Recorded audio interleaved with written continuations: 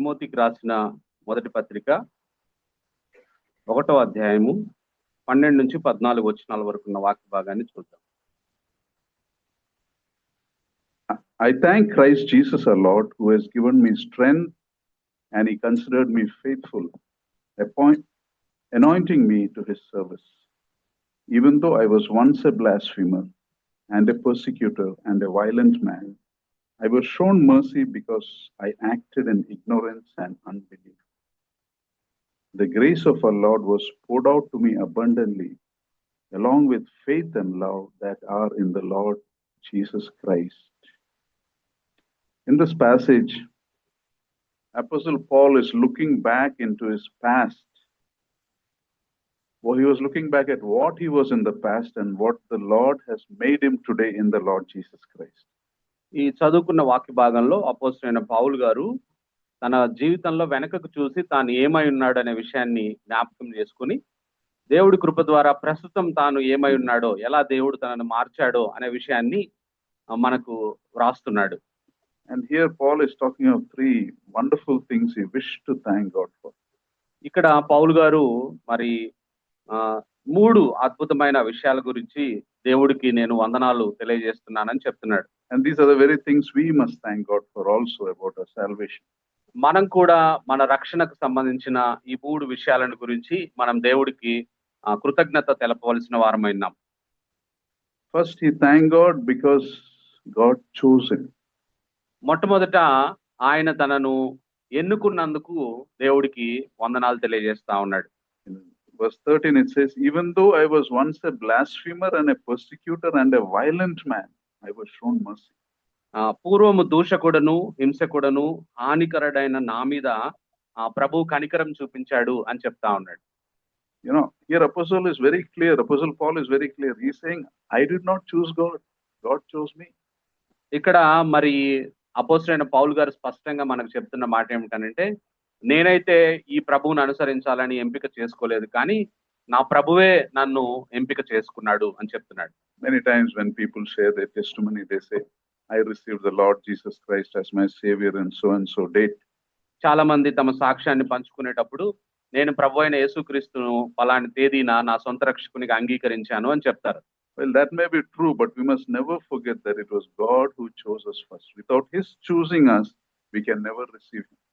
అయితే అది పలాని తేదీన నేను రక్షించబడ్డానని వాస్తవమే అయి ఉండొచ్చు, కానీ అయితే నువ్వు ఆ రక్షణ పొందుకోవడానికి ముందుగా దేవుడు నిన్ను ఎంపిక చేసుకున్నాడు అనే విషయాన్ని మర్చిపోకూడదు. In Luke 19, we see Zacchaeus climbing a tree to watch for the Lord who is coming.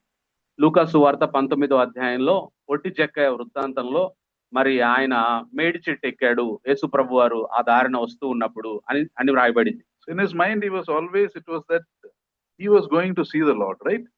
మరి ఆయన మనసులో ఆయన అనుకున్నాడు, నేను యేసు ప్రభుని చూడాలి, ఎలాగైనా చూస్తాను అని అనుకున్నాడు. But when the Lord came and stopped under the tree and looked up and called him by name and told Zacchaeus, I am coming home to have dinner with you. That's when probably Zacchaeus realized that the Lord Jesus was come to see him also. That was the Lord's plan also. కాబట్టి పొట్టి చెక్కయ్య మేడి చెట్టు ఎక్కాడు. ఆ మార్గంలో యేసు ప్రభు వస్తున్నాడు. మరి పొట్టివాడు అయినందున చూడలేడు కాబట్టి, అయితే యేసు ప్రభు ఎప్పుడైతే ఆ మేడి చెట్టు చెక్కయ్య ఎక్కిన మేడి చెట్టు దగ్గరికి వచ్చి, చెక్కయ్య త్వరగా దిగు, నేను నీ ఇంట ఈరోజు నీతో కలిసి సహవాసం చేయాలని మరి నేను అనుకుంటున్నాను, మనం వెళ్దామని అన్నప్పుడు అప్పుడు గుర్తించుంటాడు, ఓహో దేవుడు నన్ను కలుసుకునే ప్రణాళికలో భాగంగానే నేను ఈ చెట్టు ఎక్కాను అనే విషయాన్ని ఆయన గుర్తించాడు. It is the Lord who came in searching up for me. యేసు ప్రభువే నన్ను వెతుకుతూ నన్ను కనుగొనడానికి వచ్చాడు అనే విషయాన్ని Paul never forgot that fact. పౌలు గారు ఎప్పుడు ఆ సత్యాన్ని మర్చిపోలేదు తన జీవితంలో. When he was persecuting the Lord's church, the Lord in his anger could have destroyed him. మరి ఆ వాస్తవంగా పౌలు గారు సంఘాన్ని హింసిస్తూ ఉన్నప్పుడు, మరి దేవునికి ప్రజల మీద దూషకుడిగా హింసకుడిగా ఉన్నప్పుడు, మరి దేవుని ఉగ్రత వాస్తవంగా పౌలు మీదకి వచ్చి పౌలు నశింప చేయాలి. Instead he had mercy on him. అయితే దేవుడు అలా మరి తన సంఘాన్ని హింసిస్తున్న పౌలు మీద తన ఉగ్రతను కుమ్మరించకపోగా తన కనికరాన్ని చూపించాడు. When his life was heading for destruction on the Damascus road, Lord Jesus touched him and arrested him with his love. అయితే దమస్కు మార్గంలో మరి సంఘాన్ని హింసించాలనే ఆసక్తితోటి మరి ఆయన వెళ్తూ నాశనం వైపు పరిగెత్తూ ఉన్నప్పుడు ఆ యేసుక్రీస్తు ప్రభువారు తనను పౌలు గారికి కనపరుచుకొని తన ప్రేమతో, దేవుని ప్రేమతో పౌలు గారిని మరి బంధించాడు. When he was busy throwing away his life, Lord Jesus captured him and brought him into his senses. మరి ఆయన తన జీవితాన్ని వృధాగా పాడు చేసుకుంటున్నప్పుడు ప్రభువైన యేసుక్రీస్తు వారు పౌలు గారి జీవితాన్ని ఒడిసి పట్టుకొని తన సేవకు తీసుకొని వచ్చాడు. Isn't that our story also? ఇది మన వృత్తాంతం కూడా కాదా? We are busy wasting our lives. మనము మన జీవితాల్ని వృధా చేస్తున్నప్పుడు తీరిక లేకుండా The love of God took hold of us, captured us. దేవుని ప్రేమ మనల్ని పట్టుకుంది, మనల్ని బంధించింది. We thank God because he chose us. ఆయన మనల్ని ఎంపిక చేసుకున్నందుకు మనం దేవునికి కృతజ్ఞతాస్తుతులు చెల్లించాలి. Second, Apostle Paul thanks God because he not only chose him, but he trusted him and appointed him. మరి అంత మాత్రమే కాదు, మరి ఆయనని మీద నమ్మి అపోస్తలుడైన పౌలు గారిని ఎంపిక చేసుకోవడం మాత్రమే కాదు, యేసుక్రీస్తు ప్రభువారు ఆయనను నమ్మాడు, ఆయనను తన పరిచర్యకు నియమించాడు. The second part of verse 12 says, he considered me faithful, appointing me to his service. తన పరిచర్యకు నియమించి నమ్మకమైన వానిగా ఎంచినందుకు అనే మాట 12-13 కలిసి ఉంది తెలుగులో. This is Paul's constant amazement that he, a chief persecutor of God's church, has been chosen as a missionary for God's church. మరి ఎవరైతే సంఘాన్ని అత్యాసక్తితో మరి హింసిస్తూ ఉన్నాడో అటువంటి హింసకుడిని తీసుకొని వచ్చి తన పరిచర్యకు మరి నియమించాడు నమ్మకంతో యేసుక్రీస్తు ప్రభువారు. Imagine a servant who stays in your house and when you are not there, he robbed and ran away. మరి ఇట్లా అనుకుందాం, మనము మన ఇంట్లో ఎవరైనా పనివాడు పనిచేస్తున్నాడు అని అనుకుందాము. అయితే మనం బయటకు వెళ్ళినప్పుడు, మనం లేనప్పుడు ఆ పనివాడు మన ఇంట్లో ఉన్న విలువైన వస్తువులన్నీ దొంగతనం చేసుకొని వెళ్ళిపోయాడు అనుకుందాం. Later on he got caught, he was put in jail. ఆ తర్వాత అతన్ని పట్టుకున్నారు పోలీసులు, అతన్ని జైల్లో పెట్టారు. Then he was released after some years. కొన్ని సంవత్సరాల తర్వాత అతడు జైలు నుంచి విడుదలయ్యాడు. He comes back to you and says, I'm sorry, I did it. I stopped stealing. ఒకవేళ ఆయన ఆ తర్వాత కొన్ని సంవత్సరాల తర్వాత మరలా నీ ఇంటికి వచ్చి నన్ను క్షమించండి, మీ ఇంట్లో దొంగతనం చేశాను, ఇప్పుడు నేను దొంగతనం చేయడం మానేశాను అని అన్నాడు అనుకుందాం. What would you say? You say, okay, good, that's nice to hear, right? But would you trust him again? Will you call him again in your house, make him stay? అప్పుడు క్షమించండి, నేను దొంగతనం మానేశాను అని అంటే, సరే నేను క్షమించేశాను అని అంటావు, కానీ మరలా తీసుకొని వచ్చి ఆయన మన ఇంట్లో పనికి పెట్టుకుంటామా? Would you give him the keys of the house? ఇంటి తాళాలు మరలా అతనికి ఇస్తామా? Sometimes we forgive a person who's committed some mistake, but we make it very clear that your mistake makes it impossible for you to come back to that level of trust. చాలా సార్లు మనము ఎవరైనా మన పట్ల తప్పు చేస్తే మనము క్షమించడం వరకైతే చేస్తాం, కానీ మరలా తిరిగి మన నమ్మకత్వాన్ని అతడు పొందుకునేటట్టుగా మనం మాత్రం చేయం. Paul is saying that not only the Lord forgave me, he trusted me with his work. అయితే పౌలు గారు చెప్తున్న మాట ఏమిటంటే, ప్రభు నేను ఆ విధంగా సంఘాన్ని హింసించిన వాడిగా ఉన్నప్పటికీ ఆయన నన్ను నమ్మి తన పరిచర్య కొరకు మరలా నన్ను నియమించాడు అని చెప్తా ఉన్నాడు. Even we rebelled against the Lord, but God has trusted us. మరి మనము దేవుడికి వ్యతిరేకంగా ఎదురు తిరిగినప్పుడు దేవుడు మన మీద తన నమ్మకాన్ని ఉంచాడు. He's calling us, you're my ambassadors.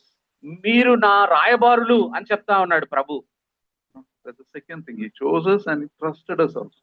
అది రెండో విషయం. మనము ఎందుని బట్టి మనం దేవుణ్ణి మనం ఈ రోజు ఆరాధించాలంటే ఆయన మన మీద నమ్మకం ఉంచి మనల్ని తన పరిచర్యకు నియమించాడు. అందుని బట్టి దేవుడికి మనం ఆరాధన చేయాలి. And the third reason Apostle Paul thanks God is because God empowered him. మరి మూడవ కారణము మరి పౌలు గారు చెప్తున్న మాట ఏమిటంటే, ఎందుకు ఆయన కృతజ్ఞతాస్తుతులు చెల్లిస్తున్నాడు దేవుడికంటే, దేవుడు తనను బలపరిచాడు అని చెప్తా ఉన్నాడు. 12 verse 12, the first line, I thank Jesus our Lord, Jesus Christ our Lord, who has given me strength. నన్ను బలపరిచిన మన ప్రభు అయిన క్రీస్తు యేసునకు కృతజ్ఞుడనై ఉన్నాను అంటున్నాడు. Not only has God trusted him with a position, he has given him ability to carry out that role. మరి దేవుడు తనను నమ్మి పరిచర్యకు నియమించడం మాత్రమే కాకుండా తన పరిచర్యను సమర్థవంతంగా నిర్వహించడానికి కావలసిన బలమును అపోస్తలుడైన పౌలుకు అనుగ్రహించాడు యేసుక్రీస్తు ప్రభువారు. Sometimes in our secular jobs, in our jobs when we work, our superior gives us a directive, but he does not give a direction. They'll tell, do this job, but they won't help you to know how to do the job. చాలా సార్లు మనం పని చేస్తున్న చోట, మనం ఉద్యోగం చేస్తున్న చోట మన పై అధికారులు నువ్వు పలాని పని చేయాలంటారు, కానీ ఆ పని ఎలా చేయాలో చెప్పరు. Or they won't give the proper resources to do the job. ఆ పని చేయడానికి కావలసిన వనరులు కూడా మనకి ఇవ్వరు. పని చెప్తారు, నువ్వు చేయాల్సిందే అని అంటారు. Not with God. When He gives you the star, when He gives you a task, He gives you the strength. అయితే యేసుక్రీస్తు ప్రభువారు అటువంటి వాడు కాదు. ఆయన మనకి ఏదైనా పరిచర్య అప్పగించినప్పుడు ఆ పరిచర్య చేయడానికి కావలసిన బలమును, వనరులను ఇచ్చే దేవుడు అంటున్నాడు. Not only complete the task, He gives you the power to do that excellently. ఆయన మన పనిని పూర్తి చేయడానికి కావలసిన మరి ఆ వనరులు మాత్రమే కాదు, దాన్ని అద్భుతమైన రీతిలో నువ్వు ఆ పనిని నిర్వహించడానికి కావలసినవన్నీ ఇస్తాడు. There is a very famous advertisement of Nike that says, just do it, right? Nike advertisement మనందరికి తెలుసు కదా, మీరు చెయ్యండి, జస్ట్ డూ ఇట్, దాన్ని అలా చేసేయండి అని. For believers, it is not just do it excellently. అయితే విశ్వాసులంగా మనము ఏదో అలా చేసేయకూడదు, మనము అద్భుతంగా చేయాలి ఏ పని దేవుడు మనకి ఇచ్చినా కూడా. Because the authority of God and the power of God enables us. ఎందుకంటే దేవుని అధికారము, దేవుని శక్తి మనకు అటువంటి బలాన్ని, సామర్థ్యాన్ని ఇస్తుంది. You should never be people who complain in our jobs. మన ఉద్యోగాల్లో మనం ఎప్పుడు ఫిర్యాదు చేసే వారంగా ఉండకూడదు. If it is possible, by God's grace, I can do it. ఇది సాధ్యమైతే మరి ప్రభు యొక్క కృప ద్వారా నేను ఈ పనిని పూర్తి చేస్తానని చెప్పగలగాలి మనం. So we saw three things to worship God. God who chose us, God who trusted us, God who gave us strength. కాబట్టి 3 విషయాలను చూసాము ఈ ఉదయకాలమున. మన దేవుణ్ణి ఎందుకు ఆరాధించాలో, ఆయన మనల్ని ఎంపిక చేసుకున్నాడు, ఆయన మనల్ని నమ్మాడు, ఆయన మనల్ని బలపరుస్తున్నాడు. ఈ కారణాల చేత మనం ఆయన ఆరాధిద్దాం. There was a person called John Newton. He is the one who wrote the song Amazing Grace. John Newton అనే దేవుని సేవకుడు ఉండేవాడు. ఆయన అమేజింగ్ గ్రేస్ అనే మరి ఆంగ్ల కీర్తనను రాశాడు, పాటని. He was a very wicked and evil man because before the Lord arrested him. యేసుక్రీస్తు ప్రభువారు తన ప్రేమతో ఆయన బంధించడానికి పూర్వము ఆయన చాలా దుష్టమైన, భయంకరమైన వ్యక్తిగా జీవిస్తూ ఉండేవాడు. He was in the slave trade business. ఆయన మరి బానిస వ్యాపారంలో మరి తను నిమగ్నమై ఉండేవాడు. But after the love of God took hold of him, he became a great preacher and a wonderful hymn writer. Totally opposite the other dimension of his life even. మరి John Newton ఆ విధంగా క్రూరమైన బానిస వర్తకంలో ఉన్నప్పుడు యేసుక్రీస్తు ప్రభువారు తన ప్రేమ చేత ఆయన్ను రక్షించి ఆయన తన బిడ్డగా చేసుకున్నప్పుడు ఆయన అద్భుతమైన ప్రసంగికుడిగా మారిపోయాడు. మరి అద్భుతమైన పాటలు దేవుని కొరకు రాశాడు.